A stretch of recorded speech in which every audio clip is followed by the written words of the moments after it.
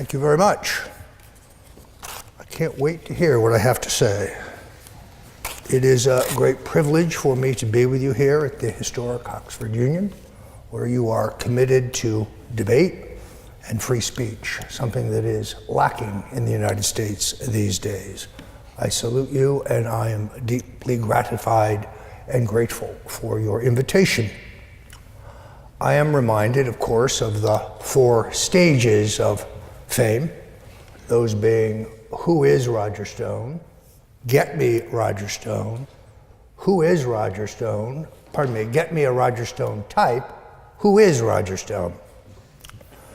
It has been my pleasure to work for 4 American presidents, to be involved in 10 presidential campaigns, one of them for a Libertarian Party candidate, Governor Gary Johnson, the others for Presidents Richard Nixon, Ronald Reagan, my great friend and that great patriot Senator Bob Dole, George Herbert Walker Bush, of which I have some regret, and of course Donald Trump.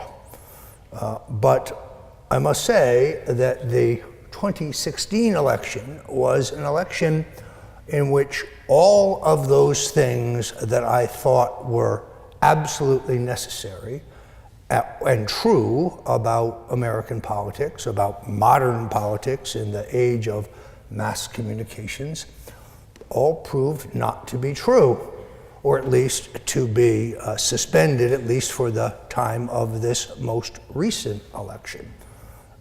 Donald Trump was successfully elected president without benefit of sophisticated professional polling, focus groups, message testing, hundreds of millions of dollars of paid broadcast advertising. He was a candidate who operated solely and completely on the basis of his instincts, on the basis of his gut. He had no speechwriters, he had no press secretary, he had no one preparing talking points for him. He is very much his own man. There is no Karl Rove in Trump land. There never has been, and I suspect there never will be. Certainly not Roger Stone, and most definitely not Steve Bannon. Yet, despite the fact that he was massively outspent, very hard to get precise numbers because of the intersection of hard and soft money, but a reasonable estimate would be that the forces supporting his opponent, Hillary Clinton, spent somewhere in the neighborhood of $2 billion, perhaps a bit more. Those supporting the election of Donald Trump, although not Donald Trump himself, spent about $237 million. Additionally, I would make a case to you that the old media and the new media were both actively working against his election. The old media, which I define as the 3 US-based television networks, and then kind of later the 2 cable news networks, while they certainly gave him a disproportionate amount of coverage during the primaries, they did that not to boost Donald Trump, but because somebody this freewheeling, somebody this unscripted, is interesting. And being interesting in politics is the most important thing. The only thing worse in politics than being wrong is being boring. And Donald Trump, as a candidate, was never boring. And that drove ratings, and ratings drove their ability to charge more for their commercial advertising. But I would also argue that in the general election phase of the campaign, that coverage turned largely negative.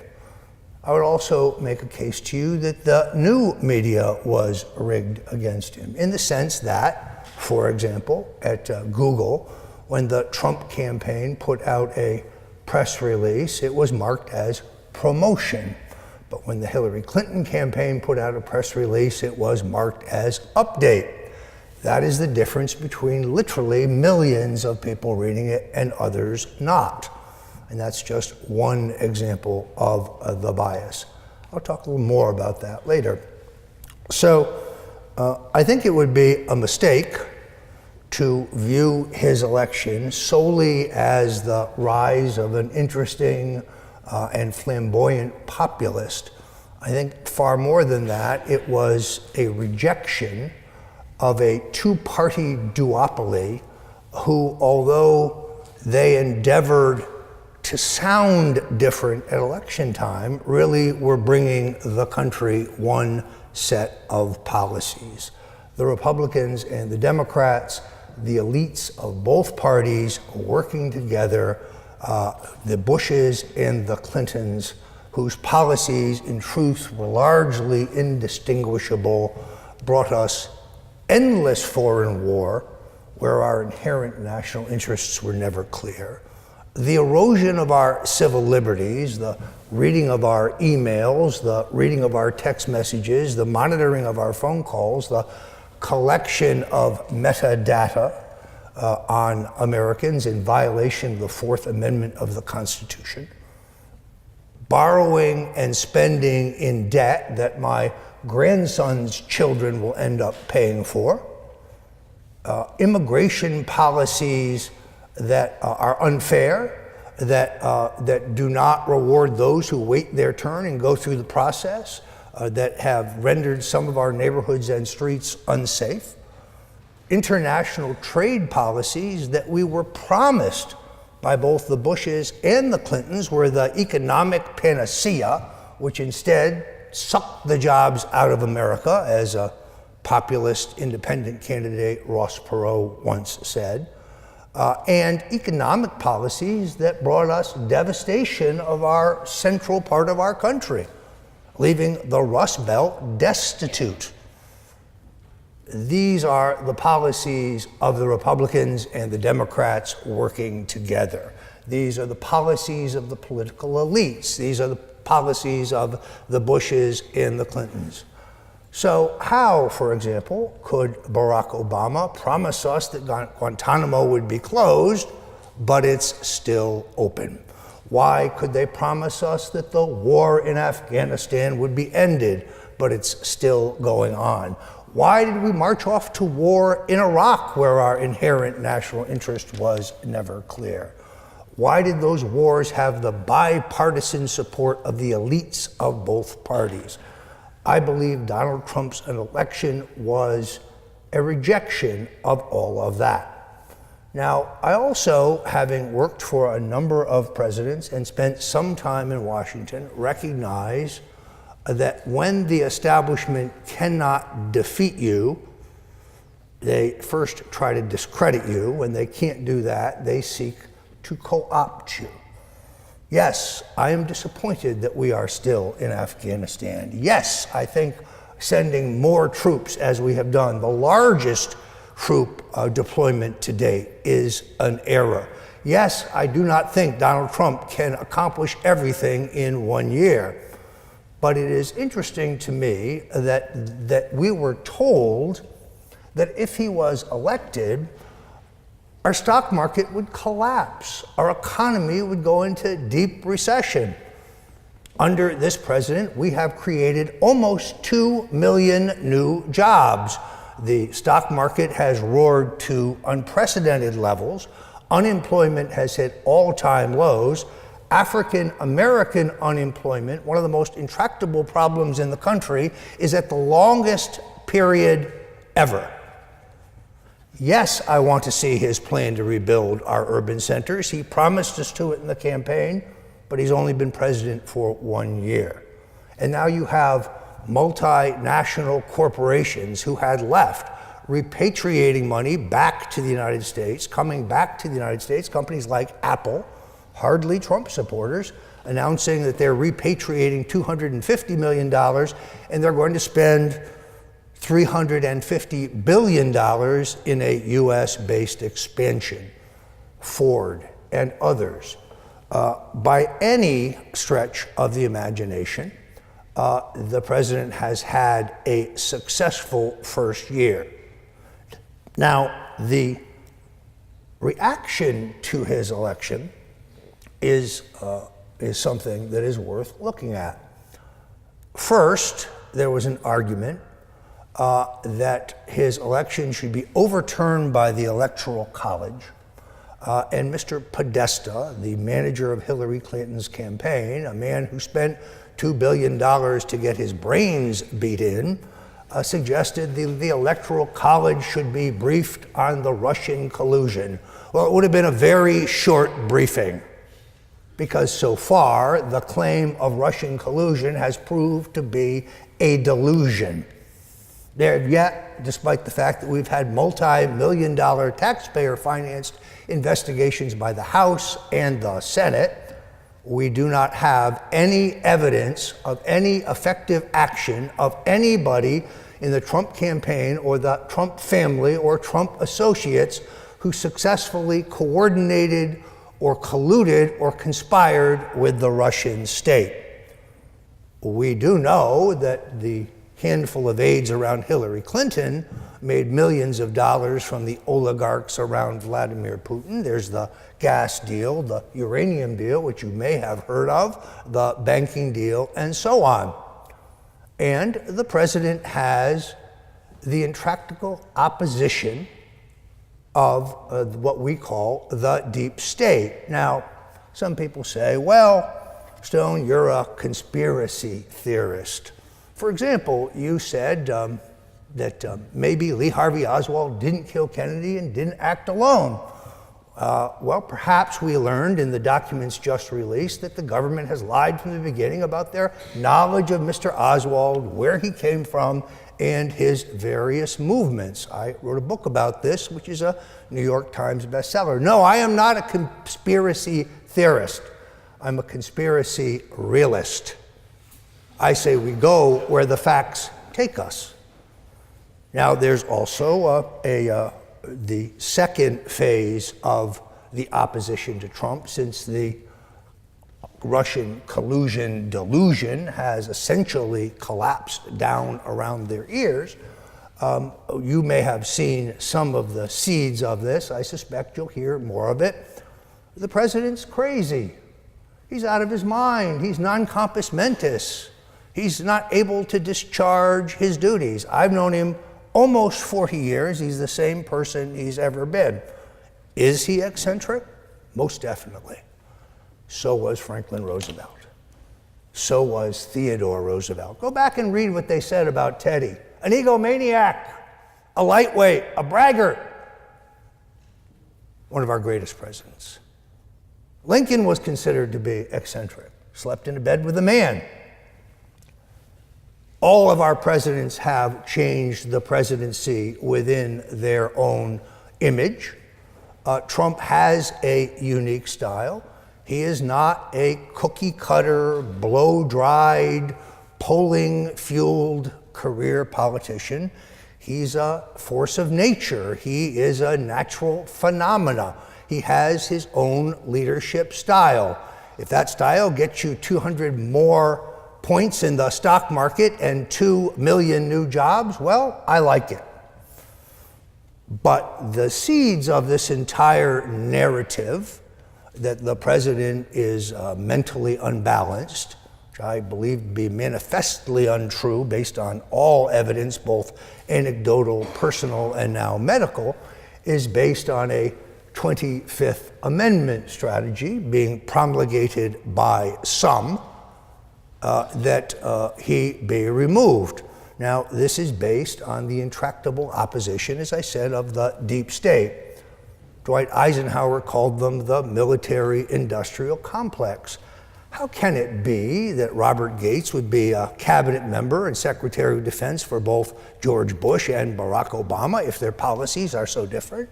Why is, as I said earlier, Guantanamo still open? Why do we have the same people at the second and third levels of the Central Intelligence Agency now that we had under the 2 previous presidents? No, it's very simple, and I can explain it to you. You see, Hillary Clinton promised these folks an expansion of the proxy war in Syria. I'm sorry, but I see no winners in Syria. Assad propping up Hezbollah and Hamas and being propped up by the Russians is certainly no friend of ours or of human rights. ISIS, on the other side, propped up by the Saudis, whose involvement in 9/11 is the subject of legislation in which they don't want to be sued. They're not our friends. You have 100 or more small sects of terrorist fanatics. No, I'm sorry. This is not worth one drop of American blood, not one borrowed American dollar. We have seen graphically in Libya what happens when you topple a regime with American bomber planes without thinking through the implications. If you can look at the videos of the slave markets in which African Americans are being sold as slaves, well, they are chilling, to say the least. So the intractable opposition to Trump is based in many cases because of his unwillingness to expand the war. Trump was not only the law and order candidate from a rhetorical point of view, certainly, but he was also the peace candidate. Does he have any illusions about the evil of the Russian system? Does he think Vladimir Putin's a good guy? Absolutely not. But when the other folks in the world, such as the Russians, have thermonuclear weapons, a dialogue with them is probably a good idea. A war over Syria, which is much closer geographically, if one will look at a map, is probably not a good idea because our inherent national interests there are not clear. And now, what you have going on before our very eyes is the beginning of the collapse of an illegitimate effort to reverse what they could not do in the 2016 election. We now know, almost certainly, and we'll certainly get more information shortly, that the entire claim of Russian collusion and the unconstitutional and illegal surveillance of the Republican candidate for president and his top associates, including yours truly, is based on a lie. It is based on a fabrication, a dossier that is not based in truth, because Donald Trump did not dally with prostitutes and watch them urinate on a bed in Russia. It didn't happen. But that document, you've got to give those guys at Fusion GPS credit. They sold the same information 3 times to 3 different buyers. First, the Republicans, Paul Singer, the hedge fund manager, Marco Rubio, his candidate for president, and then Hillary Clinton and the Democratic National Committee, and then finally, sadly, incredibly, the FBI. And it is that document under which this administration, the previous administration, went to the FISA court and asked for permission to surveil Trump and his associates. And in July of last year, they were stunned when initially their request was rejected. Now, it's important to understand that under the FISA court rules, there need be no probable cause. The government doesn't say we want to spy on John Smith because we have evidence that he's involved in treason or we could believe he's involved in corruption. They can spy on you simply because they want to. And 99% of the government requests that go to the FISA court are rubber stamped and the surveillance is undertaken. We now know that the highest level officials in the Obama NSA went back to the FISA court to a different judge, never acknowledged to the second judge that the previous judge had turned down their request, because these proceedings are all secret, and they got illegitimate permission to surveil Trump on the basis of fake evidence of the dossier. This, I think, will be proven shortly. So what you had was a collusion by the highest levels of the intelligence community in the United States, interested in an expansion of the war in Syria, convinced that had they had a choice between Hillary Clinton and, say, Jeb Bush, that expanded proxy war would have been in the bag, desperate to dislodge this president, who they're shocked won to begin with. This is a coup d'etat. And the idea, having failed with their Russian argument, as I said, is a 25th Amendment proceeding now. Now, how does the 25th Amendment work? Well, you would need a majority of the president's cabinet and the vice president to agree that the president is no longer mentally capable of discharging his or her duties, and then the president would have, under the Constitution, the right to take that to either leave office or to appeal it. An appeal that goes to the U.S. House of Representatives under the control of Speaker Paul Ryan.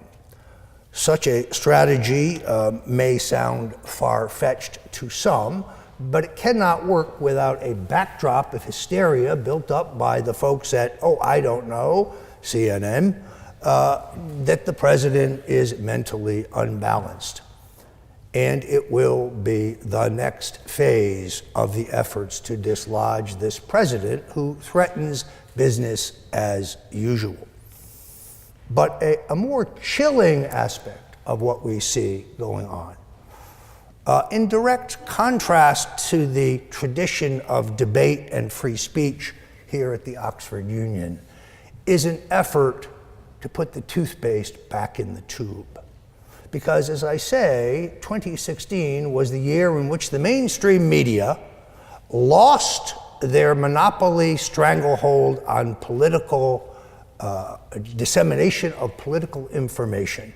And the invention of the internet opened the door to a broader and less controllable alternative media, left, right, and center. So now what you see is an effort to censor those on the by the internet left. Google, Facebook, Twitter, Amazon. This, I think, flies exactly in the face of American tradition. If you're going to be the town square, well, then everybody has to have access to the town square. I'm opposed to censorship of any voice, right, left, and center. It doesn't matter whether you are the wackiest, far-out leftist or whether you are a right-wing nut. You ought to have a chance to speak and be heard. I am one who has been banned for life at Twitter. I'd like to sue them, but they may be out of business before I can get there. Is it coincidental, then, that they shut off the president's Twitter feed for 11 minutes? Was it coincidental that the journalist Julian Assange's Twitter feed went down and suddenly popped back up? More recently, was it an accident? Did somebody spill Coke on the keyboard and that's what made Sean Hannity's Twitter feed disappear? Or are they playing games with us? They have First Amendment responsibilities. They have what I would consider to be antitrust responsibilities. And then they have the other problem, which is people who want to have a robust dialogue will pick up and go elsewhere.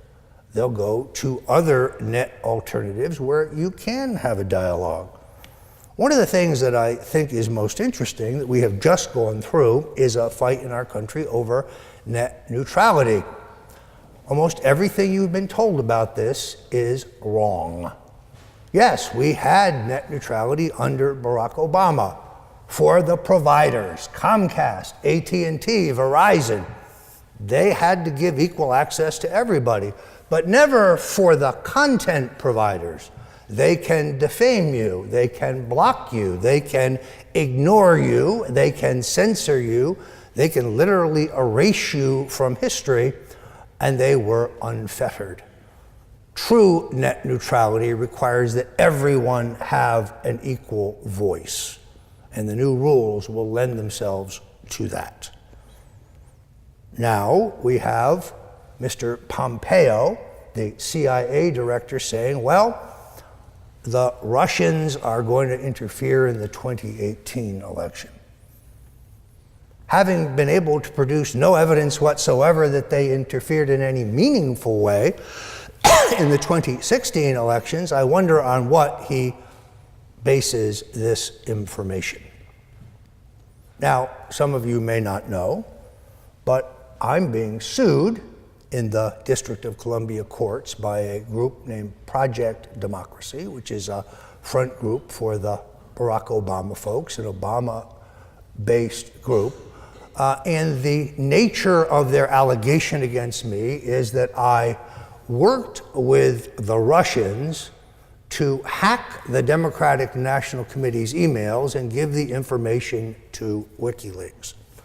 Not only is there no evidence of any of that, none of it is true. They will be very hard-pressed to prove it in court if we get that far.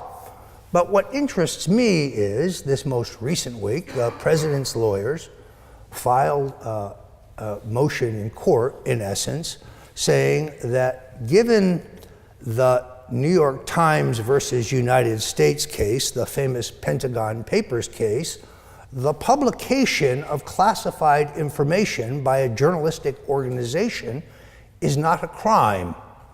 That's what journalists do.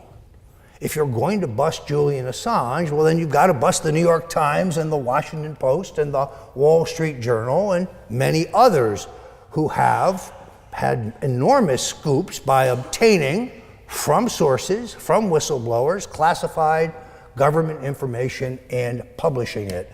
It is the role of a free press. It may be inconvenient, it may be embarrassing to the government, but it is most definitely not illegal. But how can it be that Donald Trump, who's being sued, whose campaign is being sued along with me in this courtroom, his lawyers assert to the court that there is no violation of the law and therefore there can be no conspiracy if you can't conspire to commit a crime. At the same time, Mr. Pompeo and Mr. Sessions, the Attorney General, are arguing that Assange should be extradited to the United States and tried for the crime of publishing classified information. No, you cannot have it both ways. Assertions that I knew in advance that Julian Assange would publish Hillary Clinton's emails are false, other than to say I can read, and he said it in a dozen interviews, and I did retweet what he said. The idea that I had advanced knowledge, for example, of John Podesta's email, I never said that, but I did read the Panama Papers in January of 2016 outlining his shady business dealings in Eastern Europe, including Russia, and I did say that his time in the barrel would come, meaning those would come under public scrutiny, as the business dealings of my longtime associate, Paul Manafort, did. So there is no evidence whatsoever. On the other hand, this lawsuit is a great fundraising device for these folks, which is why I think it is alive, and perhaps a fishing expedition which will lead exactly nowhere. The point, I guess, is, to bring it all back, is to say that censorship is the last step in this effort to discredit and destabilize a president who is revitalizing the American economy. I don't think the 25th Amendment narrative will work. I don't think in the end that censorship will work, because free men and free women like free speech, and I don't think the toothpaste will be put back into the tube. We like our Twitter feed or our Facebook posts or our presence on Gab or Minds or any other number of coming social media outlets. Gone are the days when if the three networks said something didn't happen or they just didn't cover it, well, it didn't happen then. was like a tree falling in the forest. No, I think we're going to have a robust debate, and I'm ready to have it. And now I am more than happy to take any and all of your questions. Thank you.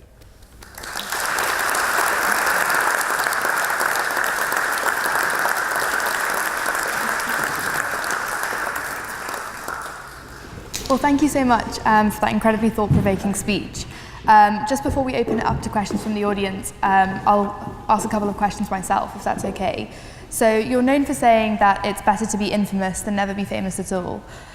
In the current era of social media and hashtags, where a reputation really is permanent, do you think there's ever a time when this wouldn't be the case? I think that in your fast-paced mass media of today, in which cable television alone brings you hundreds of stations, where there are magazines about every single discipline, whether it's go-karts or crochet, that there is an enormous competition for our attention. If you cannot be interesting, if you cannot be flamboyant, if you cannot be pungent, then you won't be noticed at all, and you can have no impact whatsoever if you're not entertaining, if you're not engaging. I'm mindful of the criticism of my good friend Alex Jones. I don't agree with Alex on everything, and he certainly doesn't agree with me. But he's not an actor, he's a true believer, and he uses drama and sarcasm and parody to make his point. And the fact that he uses them allows him to get literally millions of viewers. There are more people watching him online without the expensive overhead of a cable news network than some of the very best names in cable. And it is about having an audience if you want to have an impact. So have I had an occasional, shall we say, 3-martini tweet that I regret? Yeah, probably. But on the whole, I think, as I said earlier, the only thing worse than being wrong is being boring. Fair enough. Okay. So those who've watched the Netflix documentary Get Me Roger Stone will know that you have a tattoo of Nixon on your back. I do. Which you've said reminds you of his resilience. What do you think the American people today and people around the world today actually can learn from Nixon? Well, I still continue to believe that Nixon was both very great and very flawed. He got us a strategic arms limitation agreement with the Russians. He ended the war in Vietnam at a much faster pace than the Pentagon wanted. He opened the door to China, but more importantly, then skillfully played the Chinese and the Russians off against each other in the interests of peace. He desegregated the public schools in the United States without bloodshed or violence. No, it was not Lyndon Johnson nor his predecessor, John F. Kennedy. He launched the war on cancer. He desegregated the trade unions. He gave us federal revenue sharing, whereas our tax dollars, rather than being spent in Washington, would be refunded back to the local levels for local governments to fund. He also launched the ignominious, completely failed, and racist war on drugs. He also closed the gold window and took us off the gold standard. He also gave us wage and price controls. Those are among his most egregious mistakes. He was not a man with a fixed ideology. He had some issues on which his views would be considered to be to the left. He had other issues on which his views could be considered to be to the right. He had an uncanny ability to sound like a conservative when it was time to get nominated. He had the ability to sound like a centrist when it was time to get elected. The 1958 Civil Rights Act, the first major piece of civil rights legislation in our country, would not have passed had Richard Nixon not gone out and rounded up a few Republican votes at the request of Dr. Martin Luther King. He tripled the amount of money we spend on black colleges. He increased by 700% the amount the Department of Justice spent for civil rights law enforcement. But in that crucial moment in which Dr. King was arrested in Alabama in 1960, when he was suggested that he call the judge and call Mrs. King, he failed to do so. And the great John F. Kennedy, who I also believe was a very great president for different reasons, did make that call. And history turned out to be quite different because of it. The point, to come back to Nixon, is that what I admired in him, and he was in this very room almost 20 years ago, I listened to every word of it in preparation for tonight, was not an ideology or a political philosophy. In fact, the fact that he is on my back, a tattoo about the size of a grapefruit right between my shoulder blades, making me the only man you know with a dick on the front and the back,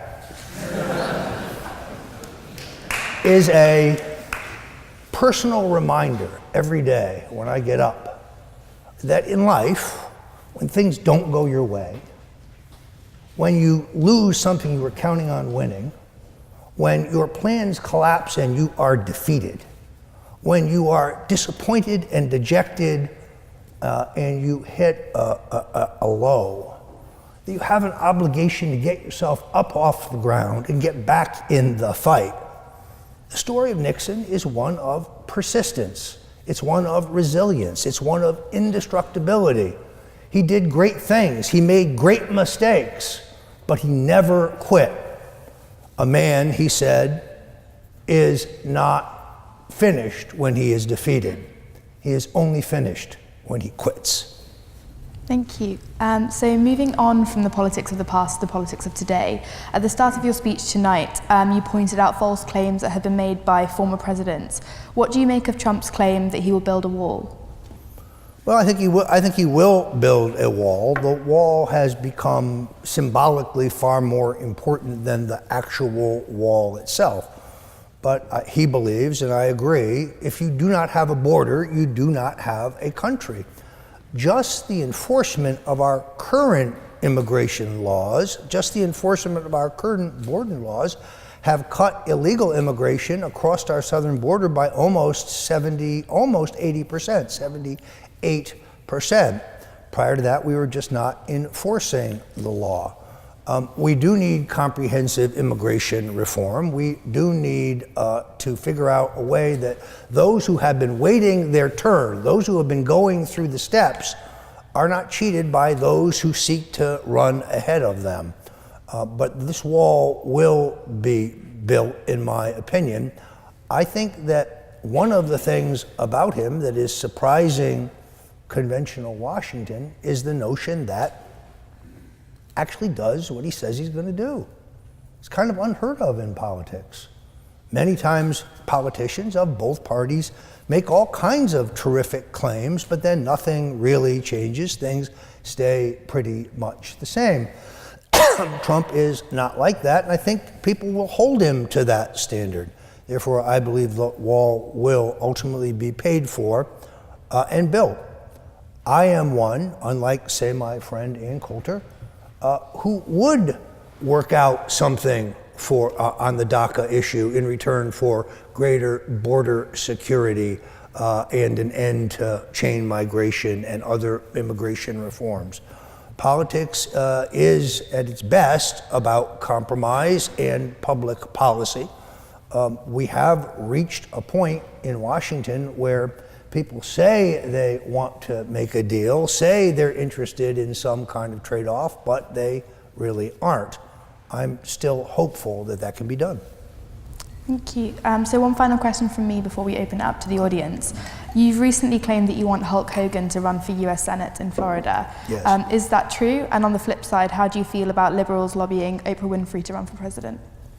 Well, as I said in my remarks, I think anytime a candidate can come to a race for public office from a discipline other than politics, whether it's entertainment, in the case of Hulk Hogan, because what he is an entertainer. I can think of two other entertainers who'd become president. One was Ronald Reagan, the other one, of course, was Donald Trump. Trump had 15 seasons of a network television show. And that network television show not only drove his identification, but if you come back and think about it, look at the way he looks in The Apprentice. Perfectly lit, perfectly coiffed, high back chair, being decisive. Now I know elitists will say, oh, that's reality TV. A lot of folks I know look at the news and they don't think that's reality TV. They just see it all seamlessly as information. Trump was in the beauty pageant business. He was in the television business. He was even in the wrestling promotion business. So he too was an entertainer. Now, I don't know whether Hulk Hogan, whose real name is Terry Bollea, who is a registered Republican, lives in my home state of Florida, has any interest in running for public office. But I did see an interview with him on TMZ, and when they said to him, well, this fellow Roger Stone thinks you should run for the Senate, are you interested? His answer was, well, let me tell you this, if I ran, I would win. That's a guy with a future. And just coming back to the second question then, how do you feel about Oprah Winfrey? Look, Oprah has enormous national name ID, and she has a following, and there are many, many Americans who admire her. At the same time, her prospective candidacy at this point would be, at my point, in my view, at a high watermark. She has come under no criticism for the things that she has said and done, and that is part and parcel of a campaign. I continue to believe, and I'll say it here yet again today, that Michelle Obama will be the nominee of the Democratic Party in 2020, that she'll be a very formidable and viable and tough candidate, that she and her husband are far more popular in the Democratic Party and have a much greater hold on the US Democratic Party than the Clintons. And if she should become a candidate, I think she would be their front runner. Thank you. Okay, I think now's the perfect time to open up to some questions from the audience. So if you have a question that you'd like to ask Mrs. Stone, please raise your hand and wait to be selected. Could we go to the question just over here? Thanks. Thanks for coming. I just want to ask about something you just said in that last question. You mentioned as entertainers Donald Trump and Ronald Reagan, but Reagan, of course, was the governor of California before he was the president. He had, political government experience. So I guess the question is, do you think there is any value to government experience? I mean, Donald Trump, as an outsider, that has helped him in some ways, but it seems to be hurting him in actually passing major legislation and working, with Congress. Whereas Reagan, had that government experience, had a good relationship with, Tip O'Neill and other people. So do you think that is valuable in any way? Well, of course, the more career politicians are discredited, the less political experience is a commodity that is necessary. If our politicians of both parties had produced greater economic growth, greater prosperity, greater opportunity, greater freedom, well, then I think there would never have been an opening, pardon me, for someone like Donald Trump. In Reagan's case, interestingly enough, after only a year as governor, he was a viable candidate for president. People do not recognize, and airbrushed from his biography, is the fact that he did run for the 1968 convention nomination against both Richard Nixon and New York Governor Nelson Rockefeller. This was based on both of his stature in the public and the fact that people knew who he was. What I would predict quite differently is what you will now have in 2020 is a spate of billionaires who have no government experience. Tom Steyer comes to mind as an example, maybe even Mark Zuckerberg, although don't think we're electing a president who only wears a hoodie. I could be wrong about that.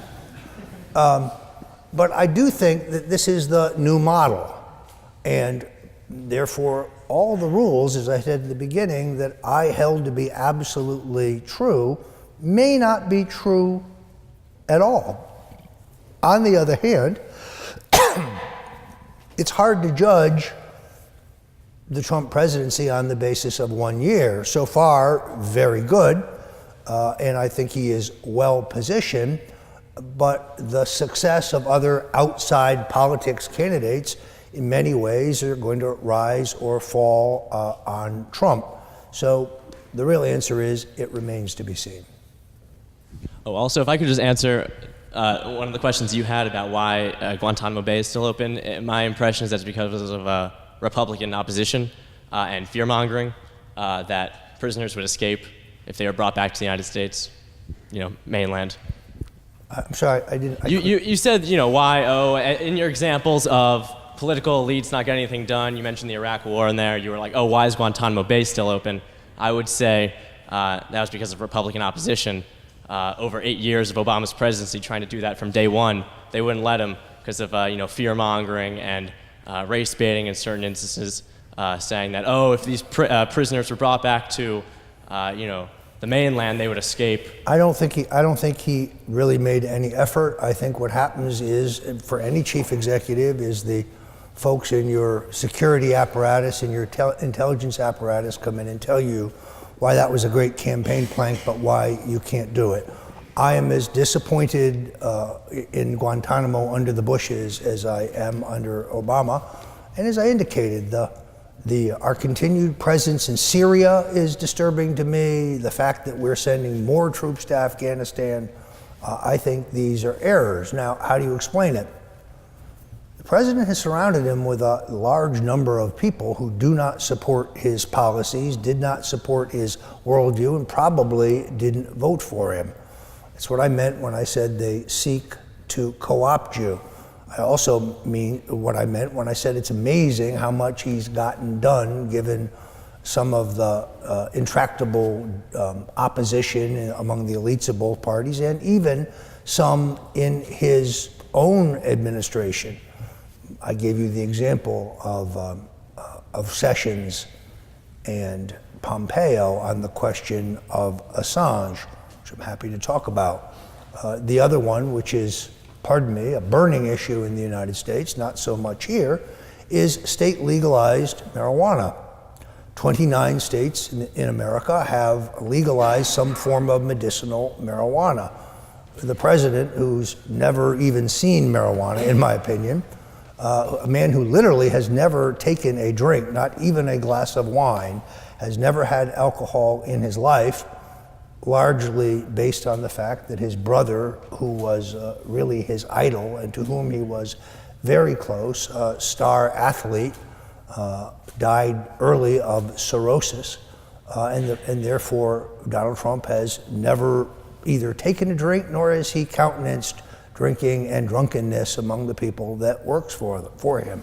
He's not a fan. That said, he made it very clear in the campaign that this should be a decision left to the people in the states. And if the states decide they want to have some form of medicinal marijuana, that he would support that.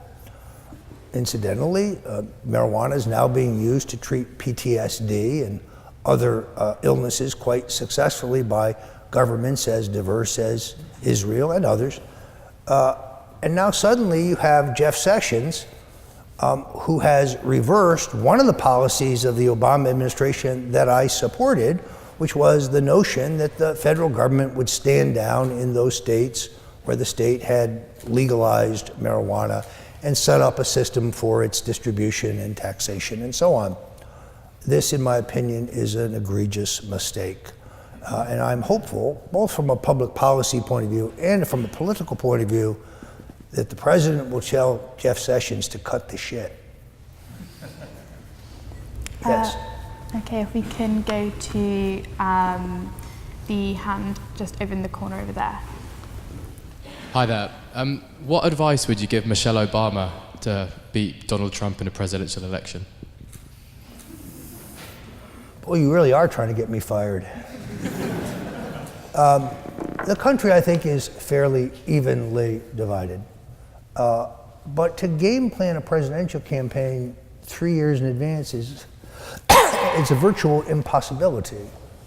In politics, a month is a lifetime.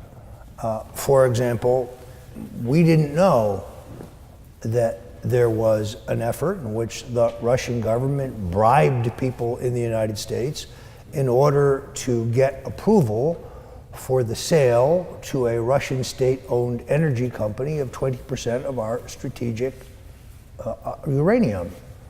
We didn't know that the Clinton Foundation took $145 million from the directors of that state-owned company. We didn't know that Bill Clinton got a $500,000 speaking fee, all prior to the approval of that transaction. We didn't know that the Justice Department was actively investigating those bribes and was aware of them at the time the deal went through. We didn't know that Mr. Comey actually brought the uranium samples to the former Soviet Union for inspection, which in my view was a symbol that the bribes would not be prosecuted and that this transaction would go through. All of that has been very controversial and newsworthy, and in many ways began to shift the balance in this epic political struggle we're having, but none of it did we know 6 months ago. So what the election of 2020 will be about and what the issues will be and how strategically you would defeat Donald Trump or you would defeat Michelle Obama, it's almost impossible to know. I do think that she can command the Democratic nomination. I do think that the idea of a woman president in the United States is a popular idea, just not that woman. Thank you. If we can go to the hand in the corner over there. Thank you for your talk. You discussed the issue of co-option of presidents by certain advisors that surround them. You also talked about particularly an issue of Jeff Sessions pushing for the prosecution of Julian Assange. You also talked about Donald Trump having been president for only a year, but achieving success in despite of that. But I would argue that there are certain issues Donald Trump formed as cornerstones of his campaign, which he could have enacted on day one, without any real opposition, legal or otherwise, which instead have turned into protracted battles. I'm thinking of the repeal in DACA in particular. So my question really is that Donald Trump based his campaign on an idea to drain the swamp. Do you think that the swamp has drained him? I think that it is an epic struggle.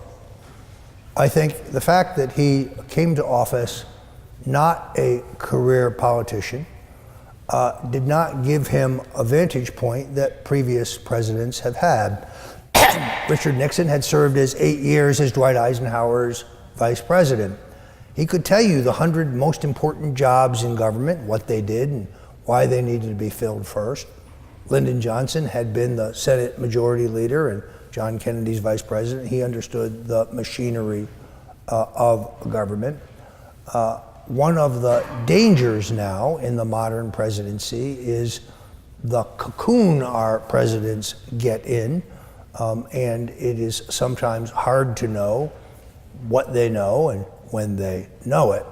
So I am disappointed in some appointees. I make no bones about that. There are people in this cabinet who I would not have appointed. But I think that given that and this active campaign of co-option, I still think he has achieved much. I'm not prepared to declare that he has failed on the basis of a year. In fact, I think he has largely succeeded. Let's, as he would say, let's see what happens. I think we've got time for one more question before we have to wrap up. So if we can go to the hand just over there.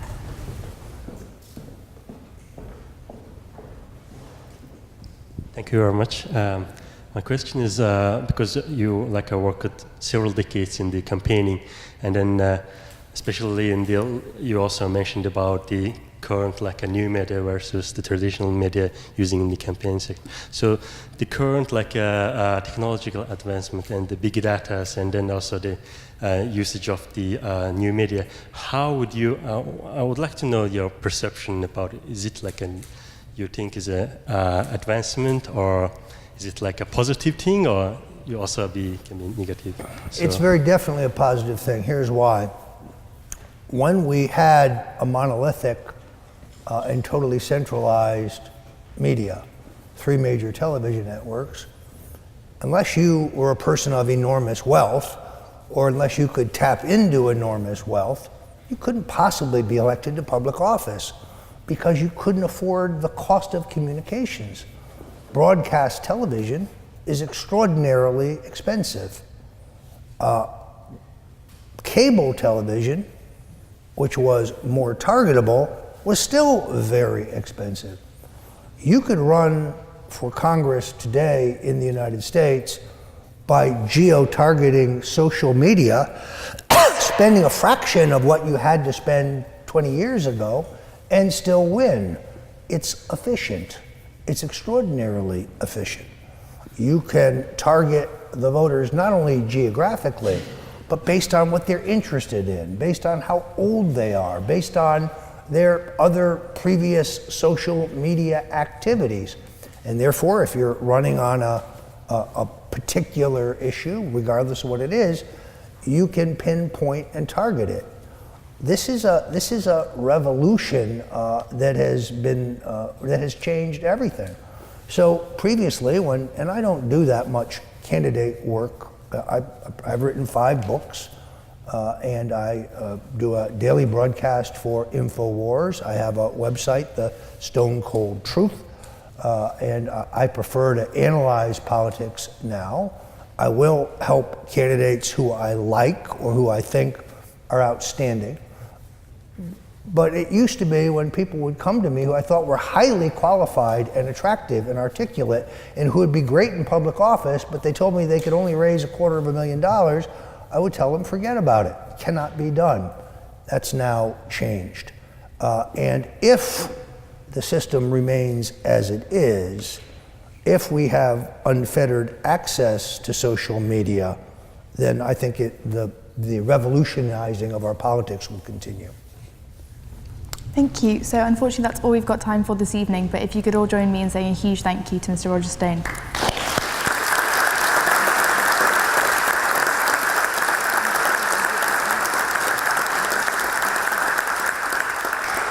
If I don't do this, people get really upset. Thank you very much.